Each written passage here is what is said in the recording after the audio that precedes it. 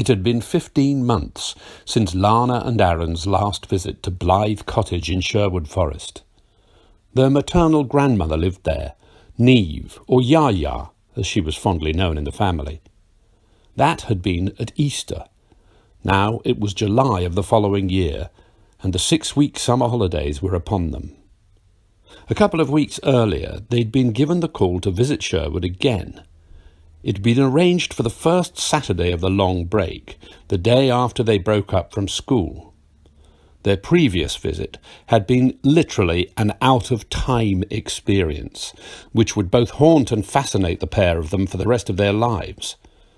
This was when Lana and her brother had discovered that Neve, like her grandmother before her, was a white witch. They found out, too, that their mum Elizabeth hadn't inherited the gift, or curse, depending on your point of view. The two of them were left wondering if it had skipped their generation as well, or had either of them inherited their grand's powers. If so, they hadn't manifested themselves as yet. During their first dramatic stay in the forest, Lana and Aaron had travelled through a time portal and visited the Sherwood of the future. Lana often thought of the friends they'd made during this amazing visit.